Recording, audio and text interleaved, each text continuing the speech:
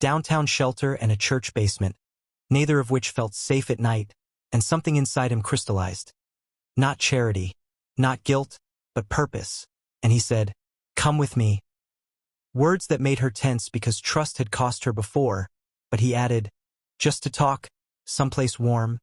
And she reluctantly agreed, following him to his car, a sleek black SUV that looked almost obscene next to the fragile reality she navigated daily. Yet inside, he treated her not like a charity case but like a consultant, asking her what barriers people in her situation faced, what blind spots the wealthy never considered, what solutions would actually help rather than just look good in headlines, and her answers shook him. How shelters closed too early for working mothers, how childcare was nearly impossible without stability, how job applications demanded addresses she didn't have, how agencies shuffled her between caseworkers who rarely remembered her name, and by the time they reached his penthouse office, chosen not to impress her but because he wanted privacy. Donovan's mind was racing with plans. Still, Mariah, wary of hidden motives, kept her guard up until he offered not money but partnership, saying, "I want to build something. Something real that helps people like you, designed with you, not for you." And for the first time, she saw sincerity in a rich man's eyes instead of performative sympathy, and when he showed her a sketch of a transitional housing program he'd once abandoned because investors didn't see profit potential, she surprised him by pointing out flaws he'd never considered. Lack of childcare space, security protocols that felt prison-like, a layout that didn't allow mothers to monitor children safely. They spent hours redesigning the concept with her lived experience shaping every detail, and Donovan watched as her confidence resurfaced, as her insights transformed the plan from a sterile project into a living blueprint for change. Still, Mariah reminded him she wouldn't accept handouts, only opportunities, and he respected that, offering her a paid consulting role to co-create the program. A role with a proper salary, benefits, and housing included so she and her son could move into a safe apartment immediately. And when she hesitated, thinking it was too good to be real, he said something that broke her last wall. "This isn't charity. This is justice. And you're the expert I've needed for years." She accepted, tears slipping down her cheeks silently as her son curled into her lap, blissfully warm and full for the first time in ages. But the twists didn't end there.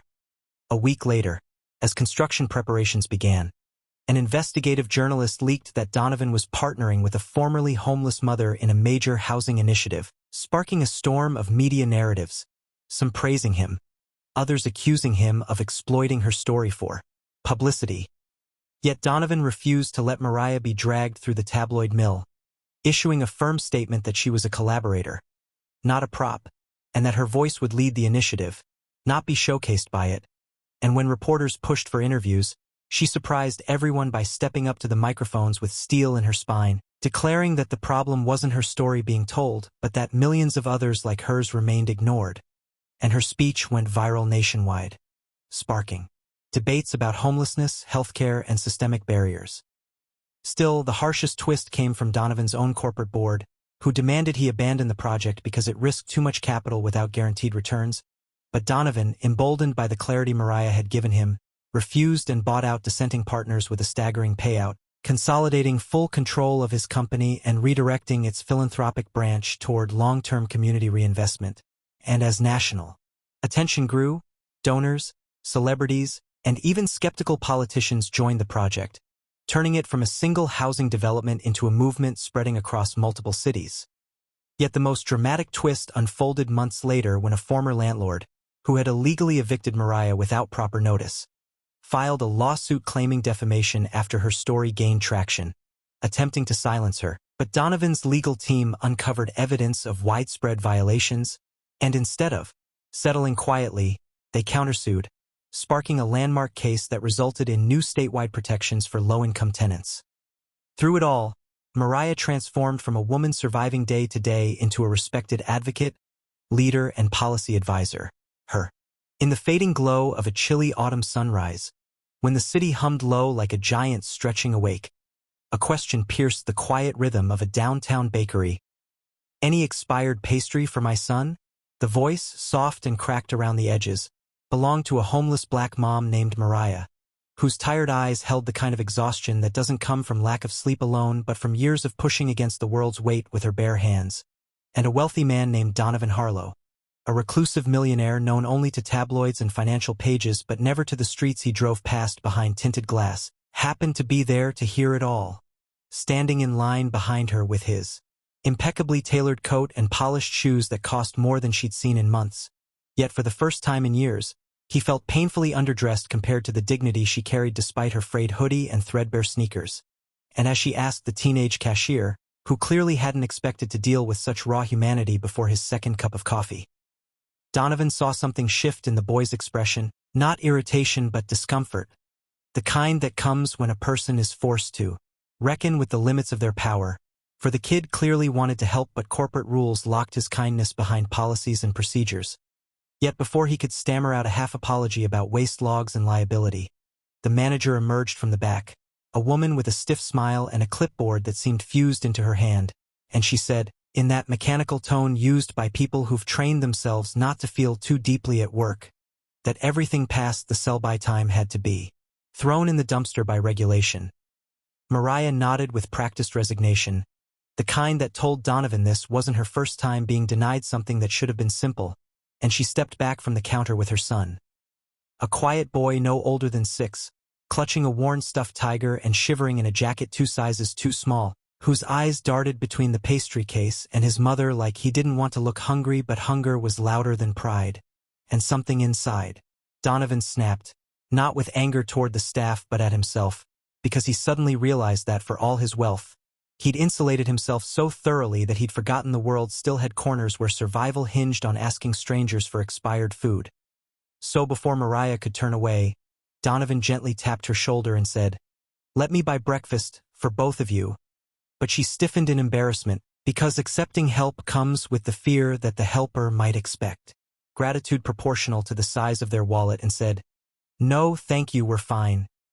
Even though they clearly weren't, yet the boy's eyes betrayed hope, and Donovan, recognizing the delicate balance between dignity and desperation, lowered his voice, saying, "Please, no strings, no judgment, just breakfast." And this time she hesitated, then nodded once, a gesture so small yet weighted with trust. Donovan ordered half the menu. Fresh pastries, hot sandwiches, warm milk for the boy, a proper meal instead of leftovers, and the staff, moved by the moment despite the company rules, added extra items by accident, sliding them into bags with a wink, and as they all sat at the far corner table, Donovan discovered that Mariah hadn't always lived on the streets. She'd once worked as a nurse's aide until a sudden medical emergency with her son drained her savings, followed by an eviction, followed by a cascade of system failures that left her balancing shelters, buses, and part-time gigs, just to keep him safe. And when she spoke of these hardships, it wasn't with bitterness but with a quiet, unbreakable resilience that humbled Donovan more deeply than any business loss ever had. And as her son devoured a chocolate croissant like it was the first sweet thing he'd had in weeks, Donovan felt an ache that wasn't pity but recognition. Recognition that he had the resources to change lives yet had spent years doing nothing but expanding his empire because he'd convinced himself that philanthropy was a game for tax benefits rather than human connection, and he wondered how many people like Mariah he'd passed without noticing, how many chances he'd squandered to be something more than a name on wealth lists. So when Mariah tried to thank him again and get up to leave, Donovan stopped her gently and asked where she and her son were staying, and she admitted they rotated between A. What happened that gray Tuesday morning began as nothing more than a small moment on a downtown sidewalk, the kind of moment people rush past without noticing. Yet it grew into one of the most life-altering events the city had ever whispered about, and it all started when a tired homeless black mother named Anaya, clutching her thin jacket against the cold and carrying her 5-year-old son Malik on her hip, stepped up to the faded glass door of Crumbletown Bakery and quietly asked the teenage cashier, "Do you have any expired pastries for my son?" A question spoken so softly it nearly dissolved into the hum of traffic, yet loud enough to be heard by a man sitting in a sleek black luxury SUV just across the street. A man whose fortune had been built not on compassion but on precision, calculation, and the ruthless instinct to survive in boardrooms where kindness was often mistaken for weakness. His name was Donovan Harlow, a multimillionaire tech investor known for buying companies the way others bought coffee. And as he glanced up from his phone and saw Anaya standing there, her posture proud but exhausted. He felt an unfamiliar twinge in his chest, though he quickly brushed it off as nothing more than indigestion. The kind he got from skipping breakfast again because he'd spent another night obsessing over market reports. Meanwhile, inside the bakery, the teenage cashier named Lila hesitated because technically expired pastries could be thrown out or donated, but company policy said not to hand them out directly. And she was new and afraid of losing her job, so she fiddled with her apron strings before stammering. I'm not supposed to. Let me check with my manager. And she rushed into the back, leaving Anaya standing with Malik, who was rubbing his eyes and whispering, "Mommy, I'm hungry."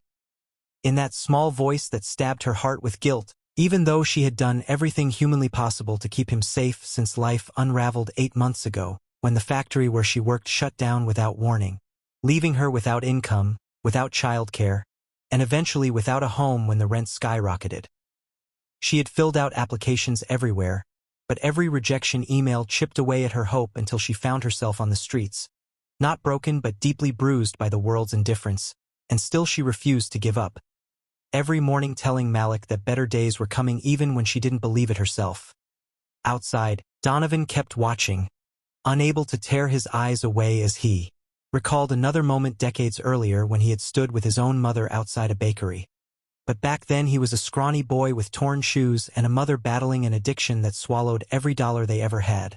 And in that memory he stood hopelessly as his mother screamed at the baker for refusing to give them day-old bread. A scene that ended with police intervention and a night spent in a shelter where he realized that if he wanted to survive he had to claw his way up alone. And, from that night forward he hardened himself, determined never to depend on anyone again, which was why he built walls so high that relationships suffocated before they began, and why now, seeing a mother gently asking instead of screaming, stirred a long-buried ache he hadn't felt since childhood. While Donovan was lost in his memories, the bakery manager, a stern woman named Evelyn, came out front and told Anaya, "We don't give out expired pastries directly. You can check the shelter on Broad Avenue. They collect our leftovers every night." Which was technically true but unhelpful because Broad Avenue was a 2-hour walk and Malik had a fever last night. And Anaya simply nodded, not angry, just defeated, whispering, "Thank you anyway," as she turned to leave, adjusting her son's weight on her hip, and it was then that Donovan acted without thinking, slamming his car door and striding across the street with a sudden urgency that startled even him. He stopped in front of Anaya and said, "Excuse me, please wait." And when she turned to face him cautiously, he realized he had no idea what he planned to say, so the words spilled out clumsily, "Let me buy you whatever you want in there." And he pointed at the bakery, expecting her to gratefully accept, but instead she straightened her shoulders and said, "I'm not asking for charity. I just didn't want food to go to waste." And her dignity stunned him, because he was used to people begging, manipulating, or flattering him, but never someone refusing help out of pride. So he softened his tone, saying, "I understand, but I'd still like to help. Not charity, just kindness." And something in